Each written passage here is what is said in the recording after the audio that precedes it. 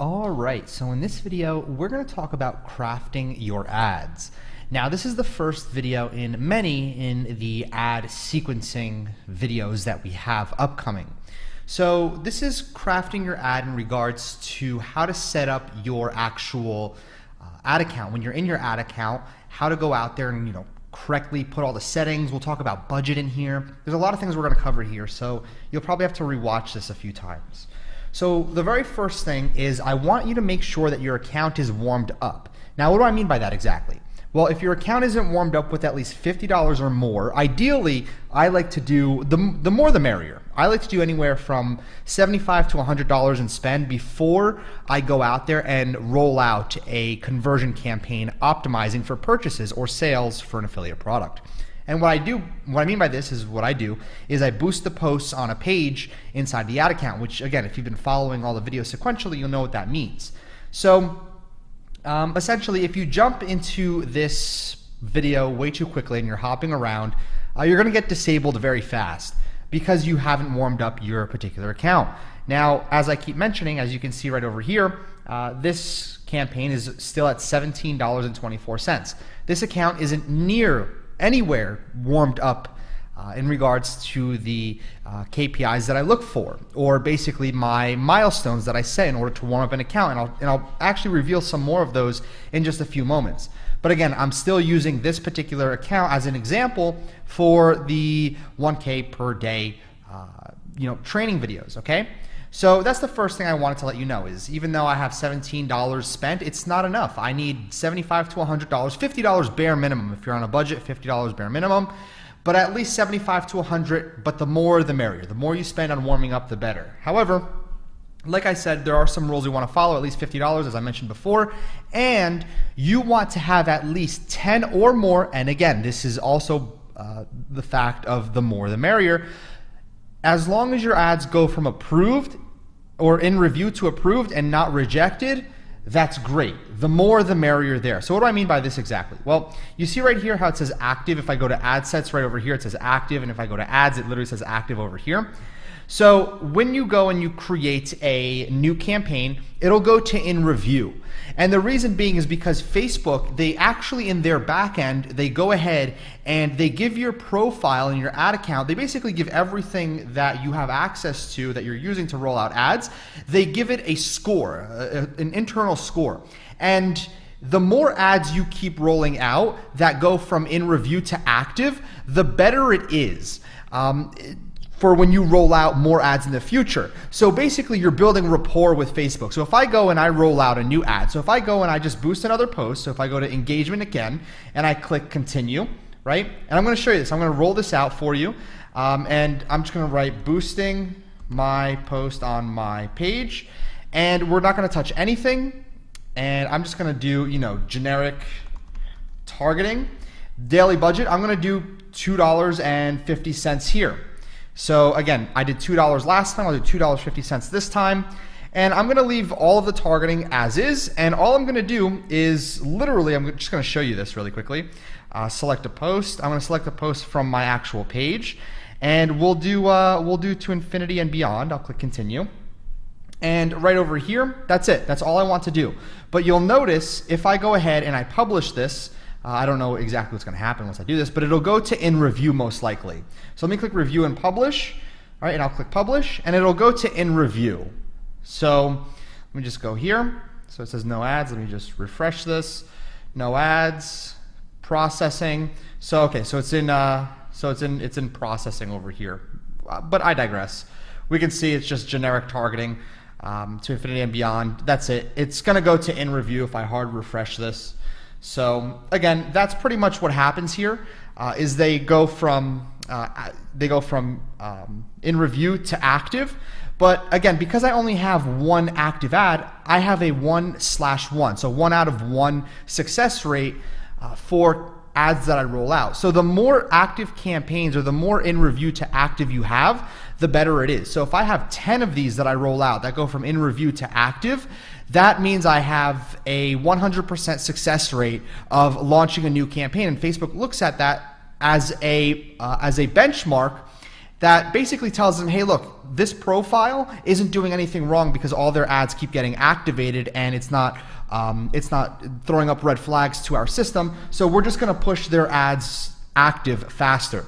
And the other thing that you have to keep in mind is, just so you know, if you have a lot of rejected ads, so some of these might say rejected when you publish them, the more rejected ads you have, it actually is like a scale or a system, a mathematical equation that happens in the Facebook backend. So let's just say we have 10 ads that we roll out, right? And one of them says rejected. That means that we have a 90% success rate on our ads going from in review to active, which again is still okay in Facebook's eyes. However, if you roll out one campaign and immediately get rejected, then you have a 100% rejection rate, which is kind of like a massive red flag for Facebook, and they most likely will go ahead and disable your account. So that's why I tell you to go out there and boost posts like this, and also make sure that you have a bare minimum of at least 10 different ads that go from in review to approved. If you get some rejected, then obviously you're going to want to offset that and have more ads get approved. So you ideally, because you're boosting posts and you're not running conversion campaigns, all your posts should be perfectly fine and go from in review to active. And you want to make sure your domain is verified in Facebook, as I showed in the other video. You also want to make sure that your pixel is installed, as I also showed you in the other videos as well. So your domain needs to be verified inside of your actual business manager, and your pixel needs to be installed on your pages, and it also needs to be installed on the APIs if you're using ClickBank or Digistore, okay? So those are just some rules before we start. Next, let's talk about creating a conversion campaign. So how exactly would you go about creating a conversion campaign? Well, let's just say you go ahead and you have the necessary spend already in your ad account, and you also have the needed amount of active campaigns. So remember, we want at least $50 in spend at bare minimum, and we want at least 10 active ads that went from in review to active. So what would we do if everything is perfectly fine, you warmed up the account, and you're ready to launch ads? Well, pretty simple. Inside of your ad account, you'd click create, and you'd go ahead and you'd click on conversions.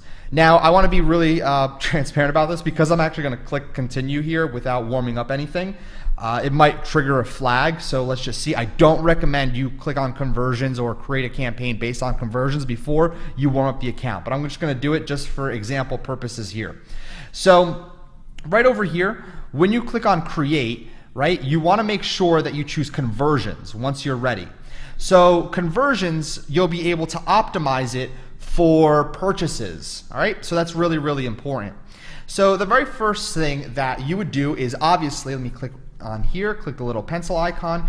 You would name your campaign, and here's the thing. I want you to be very cautious when naming your campaign. I don't want you to have any keywords in there like product names or, weight loss or health. I don't want you to saying those keywords or anything of the sorts. What I want you to do with your campaign name is just do something like, purchase, PUR, and you could do the date, you could do like 9, whatever it is today, 21, and then you can just do, how much you're spending per day, 5, so you know exactly what's going on. So this is a purchase campaign that was rolled out on this day, and each ad set is going ahead and spending $5 in there. So we're going to have one ad set in here. So as we go down, you can see it's conversions. You don't want A/B testing. You don't want campaign-based optimization, aka CBO, because we're going to be working with ABO. So you don't need to worry about the terminology right now. Just know you're not checking campaign budget optimization. So you see where it says new ad set? You'd actually click on new ad set right over here, and we're going to name this in just a few moments. But I'll tell you what to name it once I go over the very next step, once we talk about broad targeting and interest targeting. So you see where it says conversion event? You click on conversion event, and you would actually click on purchase if you're optimizing for purchases, which again, we would be optimizing for purchases here. And so your daily budget, this is really, really, really important. You see how it says your daily ad budget of 20 looks higher than usual? Again, because we have a campaign that's $2 and another one that's $2.50, we want to make sure that it's low. And you also want to start off your spend at anywhere from $5 to $10 a day, and I'll get to that in just a few moments. Now, for the start date, you have the ability to start it on obviously the time zone that your account is in. However, Facebook resets their entire ad platform at midnight California time. So that's 3 a.m. Eastern time, or obviously midnight Pacific Standard Time, PST. So the reason why this is important to understand is because let's just say there's only 5 hours left in the day, but we have our daily budget to $5. If there's only 5 hours left in the day and you publish your campaign with 5 hours left in the day, then what's going to happen is it's going to spend all of your daily budget within that time. It won't spend it over the course of 24 hours. It'll actually spend it in the course of that day. So that's very important that you understand that. So the other thing is, if you want to go ahead and make sure that it restarts and it has a full 24 hours to go ahead and spend that money so it's evenly distributed, what you would do is you would time it, whatever your time zone is set to. So in my case, I would go ahead and set it to right here on the 15th at 3 a.m. Eastern time, right? So the campaign would start at this time, and that would time it perfectly for midnight California time, because midnight California time would mean that the entire Facebook ads system resets. Now, this is where you do all the targeting right over here. Now, we're going to talk about targeting in just a few moments. And then we have placements. We're going to leave it to, automatic placements. We're going to leave all of that as is. Optimization delivery, we'll leave it as is. Well, this is not a good message to see. Then we're going to go to new ad. And this is where the ad would actually appear. All right. So this is where you would create your ad. But for now, let's just keep on going and keep pushing through, because that's how you actually create a conversion campaign. Very simple. However, we need to talk about targeting, because there's two types of targeting that you can do. I'm going to explain both of them.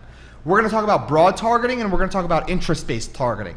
So I'm going to start off with broad targeting and tell you that this type of targeting is designed for bigger budgets. So you want to have a bigger budget if you're going to do broad targeting. So an example would be Target the USA. We would target men and women, the ages 21 plus, with no interests. So how would that look exactly? Well, it would look like this. If we go to the interests, you see the locations, United States, age, we'd click edit on the age, and we would do 21, right? 21 to 65 plus. We'd let that, be as is. Genders, what do we have over here? We have all genders, so male and female. Detailed targeting, there's no targeting here. No targeting whatsoever. But you can see right over here, potential reach is 240 million, which again, that means you're targeting pretty much everybody in the US between the ages of 21 and 65 plus.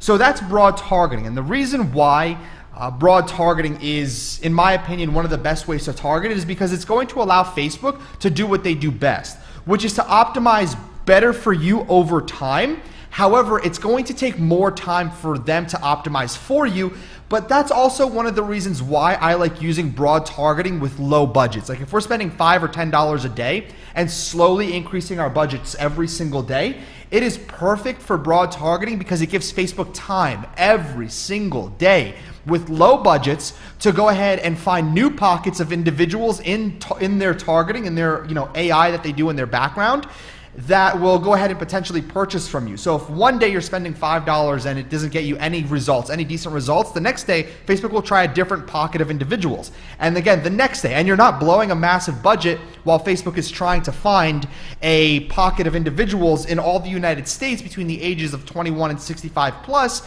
male and female, that are looking to purchase. So I really, really, really like broad targeting with low budgets. However, for simplicity purposes, I will keep it and tell you to do interest-based, and I'll get to interest-based in just a moment. So again, I just showed you how to create a no targeting ad set. So right over here, you could see that this is literally what it would look like. There's no targeting over here, right? So let's actually flip the script. Let's go to interest-based targeting. Now, this is designed for lower budgets and it definitely has a more expensive CPM, and a CPM is the cost for every 1,000 impressions that your ad serves. And the reason why it's more expensive when you do granular targeting is because it requires Facebook to do more work to target the person that you're looking for.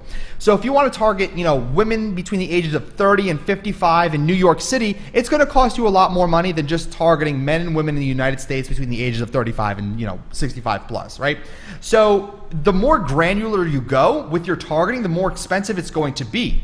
Now, it's great to start off and target a very specific audience because you're able to target very specific people with a very set budget, and it's good because when you pivot over to broad targeting, once you have enough data, it'll be a lot easier for Facebook to go ahead and give you the results that you want. But I definitely suggest starting off with interest-based targeting. And what I would do is something like USA, women, 35 plus, and the interest would be something like Weight Watchers. So what I would do is location, I leave it to the US. Age, I do 35 plus, and gender, I would click here and just click women. Detailed targeting, I'd click edit, and then I'd just type in something like Weight Watchers, right? So it's gonna go ahead, Weight Watchers, and here we go. We can see that the audience is 76 million people. Now that's great, but we also have detailed targeting expansion on. I'm going to suggest for now, this will change in the future, for detailed targeting expansion to be unchecked. So now there's 3.5 million people in this audience in the United States between the age of 35 and 65 that are women that are interested in Weight Watchers that you're going to be putting your ad in front of. Very important.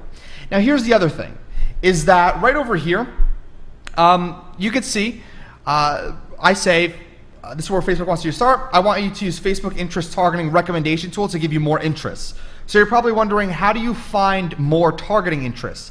Well, you could type in Weight Watchers, weight loss, and then click suggestions, and they'll give you other suggestions. MyFitnessPal, great targeting, diet food, Jenny Craig.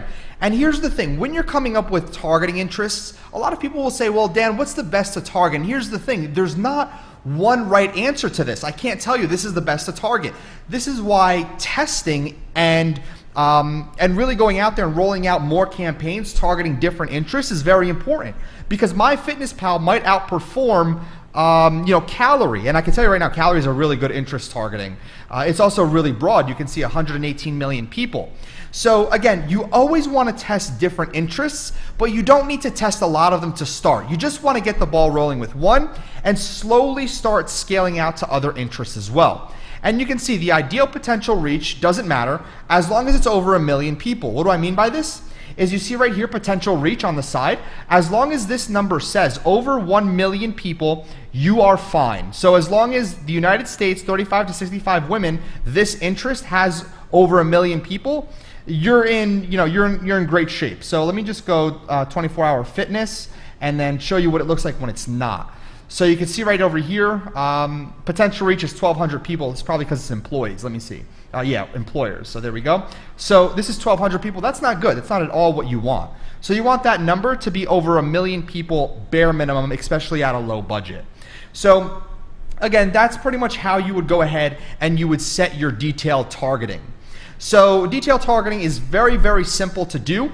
That's interest-based, but broad is where you just leave it as is. The only thing you'll change is the age. Now remember, the reason why we would change the age for detailed targeting is because 18, 19, 20, 18, 19, 20-year-olds, they're not necessarily in a position to buy the products that we're going to be selling as affiliates. It's typically going to be an older crowd, right, that either has some more disposable money or is looking for a solution to their problem rather rapidly, and they've tried a lot of other things.